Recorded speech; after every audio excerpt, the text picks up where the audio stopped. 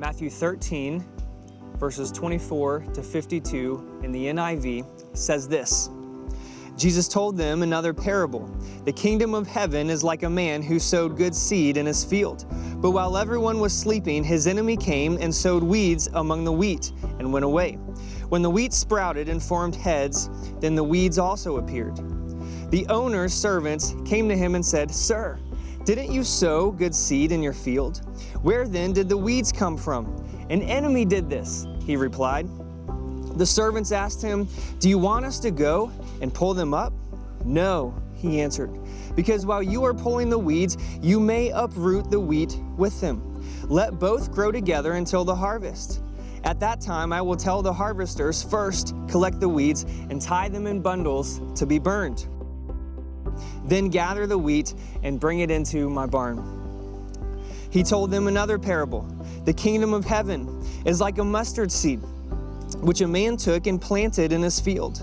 Though it is the smallest of all seeds, yet when it grows, it is the largest of garden plants and becomes a tree, so that the birds can come and perch in its branches.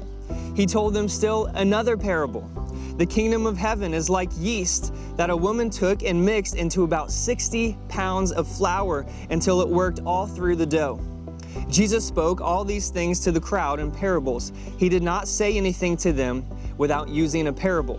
So was fulfilled what was spoken through the prophet. "I will open my mouth in parables. I will utter things hidden since the creation of the world." Then he left the crowd and went into the house. His disciples came to him and said, "Explain to us the parable of the weeds in the field." He answered, "The one who sowed the good seed is the Son of Man. The field is the world, and the good seed stands for the people of the kingdom. The weeds are the people of the evil one, and the enemy who sows them is the devil. The harvest is the end of the age, and the harvesters are angels.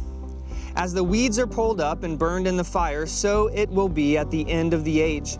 The Son of Man will send out his angels, and they will weed out of his kingdom everything that causes sin and all who do evil. They will throw them into the blazing furnace, where there will be weeping and gnashing of teeth. Then the righteous will shine like the sun in the kingdom of their Father. Whoever has ears, let them hear." The kingdom of heaven is like a treasure hidden in a field. When a man found it, he hid it again, and then in his joy went and sold all he had and bought that field. Again, the kingdom of heaven is like a merchant looking for fine pearls. When he found one of great value, he went away and he sold everything he had and bought it. Once again, the kingdom of heaven is like a net that was let down into the lake and caught all kinds of fish. When it was full, the fishermen pulled it up on the shore.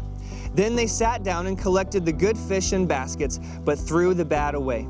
This is how it will be at the end of the age. The angels will come and separate the wicked from the righteous and throw them into the blazing furnace, where there will be weeping and gnashing of teeth. "Have you understood all these things?" Jesus asked. "Yes," they replied. He said to them, "Therefore, every teacher of the law who has become a disciple in the kingdom of heaven is like the owner of a house who brings out his storeroom new treasures as well as old."